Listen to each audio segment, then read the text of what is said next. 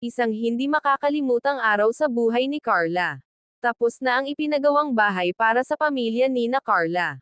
Dumating ang Team Kalingap dala ang maraming gamit para sa bahay. Tulong-tulong ang lahat sa paghahakot ng mga ito. Napakaraming appliances hindi na raw bumili si Kuya Rab dahil kompleto na ang mga gamit. Ito ang pinakamalaking bahay ng Kalingap at napakaraming gamit na ibigay ng mga nagmamahal sa kanya. Dumating si Carla kaya lang may exam pa ito kaya hindi na tumuloy sa bahay. Hindi pa kasi tapos ang pag-aayos nila sa lahat ng gamit sa loob ng bahay. Surprise na lang nila si Carla pag-uwi nito mula sa paaralan. Palaging nagpapasalamat ang dalawang kapatid ni Carla nang maayos na ang kanilang TV at higaan.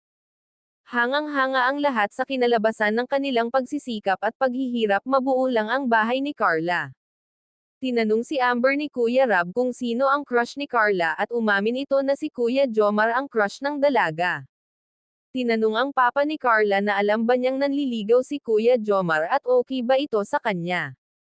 Okay daw sa papa niya at mabait naman si Kuya Jomar. Maaawa siya sa binata kung hindi ito sasagutin ng kanyang anak. May payo ang papa ni Carla kay Kuya Jomar na huwag susuko sa pagsusuyo sa kanyang anak. Kung kukunin ang buong halaga ng bahay at kagamitan ay nagkakahalaga ito ng milyon ang nagastos. Sa wakas dumating na si Carla mula sa paaralan. Nag-admire pa si Kuya Rab na ang ganda ni Carla at nag-blooming ito. Tinanong ito kung okay ba ang exam nito baka naman puro Jomar ang sagot nito sa papel. Ginamitan ng reverse psychology ng Team Kalingap si Carla na hindi raw nila nagustuhan ang mga gamit sa loob ng bahay. Okay lang naman daw sabi ni Carla. Pero sa totoo kabaligtaran ang sinabi ni Kuya Rab at Kuya Jomar. Birong tanong ni Kuya Jomar na alin daw ang mahalaga sa kanya, siya ba o ang bahay. Sumagot ang dalaga ang bahay daw ang pipiliin niya. Biniro lang ito ni Kuya Jomar kaya biniro din siya ng dalaga sa pagsagot. Piniringan ni Kuya Jomar si Carla pagtanggal ng panyo, sumigaw ito ng surprise at natawa ang dalaga dahil si Kuya Jomar ang kanyang nakita sa harapan. Siya daw ang surprise dahil ang importante ang tao daw na nakatira sa bahay. Piniringan ulit si Carla at pagbukas ng pinto, natanong ni Carla ang mga bagong gamit sa loob. Nasambit ng dalaga ang pasasalamat sa lahat ng natanggap. Ang dating bahay nila ay kasinlaki lang ng kwarto niya ngayon.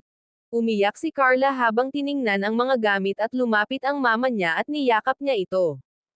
Matagal na umiyak si Carla habang nakayakap sa mama niya. Naalala ng mama niya na nagtatrabaho ito kung walang klase, nag-aral ng mabuti, tumulong sa paghahanap buhay kasi pangarap niyang mabigyan ng bahay ang kanyang mga magulang. Nagpapasalamat si Kuya Rab sa mga sponsors, sa Team Kalingap, pamilya ni Carla na naghanda ng pagkain para sa mga karpintero.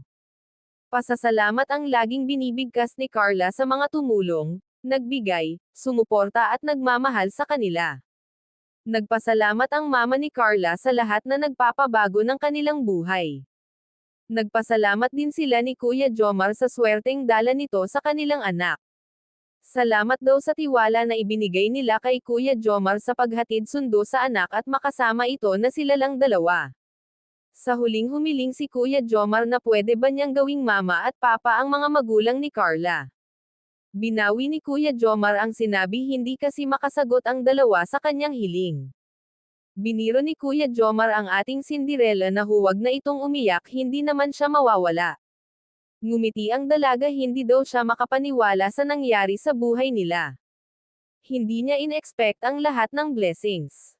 Tinanong ni Kuya Jomar kung ano pa ang kulang dahil halos kompleto na ito sa gamit. Wala na daw kulang, buti na lang nandoon si Kuya Jomar kasama siya na nagpakompleto sa buhay ni Carla. May gustong sabihin si Carla kay Kuya Jomar pero sa ribbon cutting na lang ng bahay nila. Surprise ito at maging masaya ang binata pag malaman niya ito. Ayon sa binata, hindi na naman siya makatulog sa kakaisip sa surprise ng dalaga. Kinilig ang binata nang lagyan ng panyo ang likod ng binata dahil pinapawisan ito, pinaalahanan ng dalaga ang binata na magdala ng extra na damit. Dito nagtapos ang kwento ng tagumpay sa buhay ng ating Cinderella. Salamat sa panonood at huwag kalimutang mag-subscribe. God bless everyone.